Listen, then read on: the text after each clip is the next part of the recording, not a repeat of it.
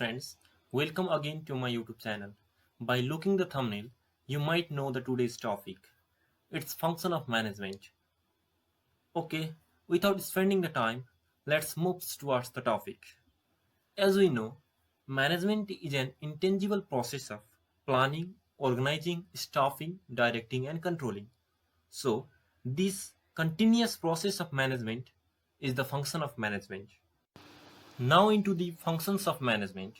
Planning is the primary function. Yes, on the basis of planning, other functions of the organizations are made and all other functions are based on the planning. Planning is the process of setting the organizational objectives, strategies, and making the different types of decisions that helps to overcome the problems that may arise in the future. It helps to overcome the time, resources of the organization along with the efforts of the organizational members. It's an pervasive function because all the three levels of management needs to prepare the plan. For your kind information, top level manager prepares the strategic plan, middle level manager prepares the tactful plan, and lower level management prepares the operational plan. Planning is also the continuous activity because a plan is made for achieving specific objectives. As the organization has the unlimited life, so organization may have the several objectives. After achieving one objective, the organization need to prepare another objective, set out another objective. Yes. So for new organizational objective, there should be a new plan. For all the new objectives, there must be a specific plan. Hence, planning is also a continuous process. And plans are based on the basis of the situations. Plans are prepared according to the demand and change in the environment, organizational environment. So planning is also the situational activity. Simply, planning is the answers of different WH questions related to the organization, like as why to achieve the organizational goal, how to manage the organizational resources, how to hire the organizational staffs, where to place the staff, like that. Hence, planning is an intellectual work and it is the future-oriented activity which is concerned with setting the organizational objectives and making the different organizational decisions. Now into the next function, organizing. Once the objectives of organization are set out, then to achieve the planned objective, organization need to manage the resources. That process of managing the organizational resources to achieve the planned objective is known as organizing. Organization resources may consist of financial resources, physical resources, informational resources, human resources, and so on. Organizing is a broad concept. It includes the several concepts, like as for the attainment of the determined objective, which activities we need to perform. These activities must be identified. Hence, identification of objective is also the activity come under the organizing. Similarly, all the identified objective must be classified on the basis of common nature and they should be put at one group or subgroup. That is the grouping of objective. Also, the resources must be accumulated in an organization from the environment. Similarly, the role from the each individual from top to bottom must be clarified. Yes, that is the defining the hierarchy of position that also come under the organizing. Also, it is necessary to establish the balanced relationship between the authority and responsibility. For your kind information, if the authority is higher than the responsibility, then employee may misuse it. Yes. Similarly, if the responsibility is higher than authority, it may make the employee frustrated. Hence, from these functions of organizing, we also can define organizing as the process of identifying of activities, grouping of activities, then accumulation of resources, defining the hierarchy of position, and establishing the balanced relationship between authority and responsibility. Now into the third function, staffing. Staffing is the process of obtaining and maintaining capable manpower to fill the all positions from top level to the subordinate level of the organization. Also, Staffing is the process of recruiting, selecting, appointing, and placement of right person to the right job with proper remuneration and training to achieve the organizational goal. In brief, right person to the right job is known as staffing. Staffing mainly consists of five activities. Firstly, to determine the number of manpower required in an organization to mobilize the resources and to achieve the organizational goal. Another one is recruitment, selection, and appointment of right person to the right job, because only with the help of right person to the right job the resources are properly mobilized. Otherwise, the resources may be wastage. Another activity is to organize different kinds of seminars and training to increase the abilities, skills, and experience of the organizational employee.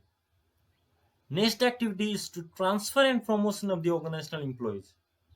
And also, the employees must be remunerated according to their skill and ability. Now into the next function, directing. Directing is the way to guide, instruct, and inspire the subordinates to develop a better working environment in an organization. It helps to implement the organizational plan. Hence, it is the process of implementing the organizational rules and regulations. Directing also have the five major functions. First one is supervision. Supervision means direction, guidance, and control of the organizational employees with a view that they are working according to the plan and the time schedule. It helps to ensure the optimum utilization of the resources. So a supervisor has to guide the subordinates to perform their work more effectively. Next one is motivation. Motivation is the process of inspiring the employees to achieve the individual as well as organizational objectives by providing both financial incentives as well as non-financial incentives, or stimulating the subordinates to achieve the determined goals is the motivation. Another function is leadership. Yes, leadership is the ability in the leader to direct the followers by changing their will, abilities, and efforts towards the achievement of predetermined organizational goal. So a person is only said to be a leader, or the manager is only to be a leader when he is able to influence the organizational employees and the followers are ready to accept his guidance, suggestions, and the directions. Another function is communication. Is the process of transmitting different ideas and information or actions of different facts, opinions among two or more persons. There should be the effective communication system in an organization. There should be the mutual relationship among the organization departments, and there should be the two-way communication in an organization. The follow of informations must be followed from the top level to the bottom level, or also from the bottom level to the top level. Another one is coordination. Coordination means integrating all the departments of the organizations, and all the departments of organization must be treated equally. There should not be emphasis to any particular department, because all the departments are independent to each other and they are interdependent among each other. Hence, the manager should has to perform different these type of functions to implement the organizational plans to achieve the predetermined organizational goal. Now into the last function of management, that is controlling. As I stated you before that, during planning, organizations set out the objectives. And these three functions, organizing, stopping, and directing, are performed to achieve that objectives. Yes, but when the organization evaluates its performance, if the actual or evaluated performance is not accordance to that planned performance, then some corrective steps are taken to rebalance them. That process is known as controlling. In brief, taking the corrective actions if the actual performance is not accordance to the planned performance, that is called controlling. So it is necessary to find the reason for the deviation between the actual performance and the planned performance. Yes, for the organization.